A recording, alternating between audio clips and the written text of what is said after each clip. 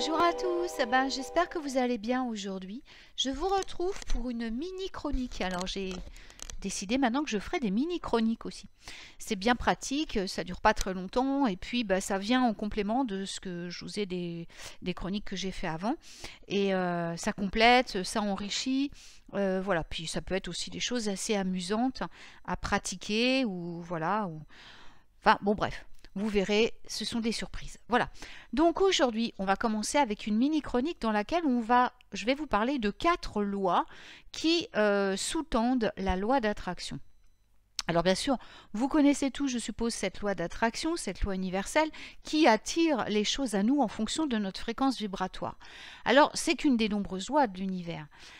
Et pouvez-vous imaginer le succès que vous pourriez avoir si vous pouvez vous connecter et appliquer certaines des autres lois naturelles à vos besoins spécifiques? Plein de lois peuvent vous aider à grandir au niveau de votre âme, à conduire une vie heureuse et abondante, une fois que vous allez les appliquer à votre vérité spirituelle.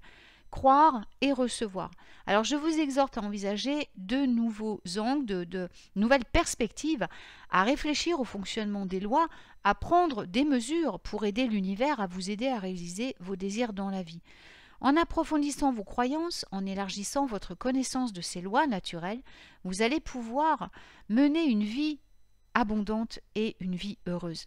L'univers vous soutient, ça c'est vrai, il vous aide à chaque étape du chemin, c'est vrai aussi, si vous le lui demandez, bien sûr, et si de votre côté vous faites aussi une petite part du travail. Alors on va jeter un œil à 4 lois qui sont loin d'être aussi connues de la loi d'attraction, mais qui sont tout aussi puissantes qu'elle. Alors on va commencer par la loi de la lumière. Alors la loi de la lumière signifie qu'on doit se connecter à notre lumière intérieure pour pouvoir révéler notre vérité intérieure et nous permettre de voir la vérité intérieure également parmi les autres. La lumière va illuminer ce qui ne se voit pas facilement.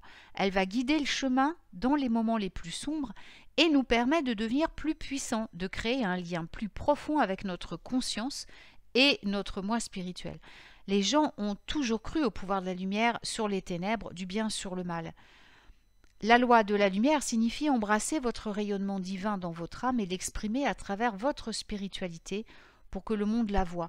La loi de la lumière signifie voir la lumière chez les autres aussi, pour les apprécier en tant qu'êtres spirituels remplis de lumière. Lorsqu'on est connecté à la loi de la lumière, eh bien on expérimente une croissance au niveau spirituel. On devient éclairé et on comprend non seulement les aspects de notre réalité individuelle, mais également la réalité universelle. Quand on adhère à la loi de la lumière, on embrasse tout ce que nous sommes, tout ce que nous avons été dans cette vie, dans les autres, et ce que nous sommes en train de devenir aussi. Et nous devenons du coup un phare de lumière pour les autres, en leur apprenant à embrasser leur lumière. Vous pouvez utiliser cette loi de la lumière pour protéger votre essence spirituelle contre la négativité, pour ouvrir des révélations universelles plus profondes, pour bloquer une énergie impure qui pourrait entraver votre croissance spirituelle et vous responsabiliser. L'énergie lumineuse attire, bien sûr, vers vous des personnes, des situations très positives, ce qui peut vous aider à mieux réussir dans la vie. Beaucoup de gens utilisent la lumière blanche quand ils travaillent avec la loi de la lumière, mais on peut également constater qu'on peut être attiré par d'autres couleurs, violet, or, bleu, qui sont toutes valables, bien entendu. En utilisant la visualisation créatrice, on peut imaginer que la lumière travaille pour vous et qu'elle vous aide à atteindre des résultats que vous essayez d'atteindre dans votre vie. Alors donnez un but à la lumière et laissez-la libre de travailler pour vous. Voilà, alors aujourd'hui on s'arrête là. Je vous donnerai les autres lois. Eh bien, une autre loi dans une autre chronique. Voilà, déjà, étudiez bien cette loi de la lumière. Alors, surtout, n'oubliez jamais qu'en réalité, il n'y a qu'une seule puissance, qui est l'esprit infini, le tout. On ne peut rien ajouter au tout, on ne peut rien retirer au tout. C'est une loi alchimique, c'est la loi c'est une des lois, c'est un des principes divins. Sacré. Donc voilà, n'oubliez pas que s'il n'y a que le tout qui existe, il n'y a que le bien, la lumière qui existe en vérité et l'amour. Le reste est création humaine et illusion, donc n'existe pas. Voilà, concentrez-vous toujours sur ça, c'est-à-dire que seul existe l'amour, la lumière et la joie, voilà, le bonheur, tout ce qui vous rend heureux. Le reste n'est que création et peut être transmuté.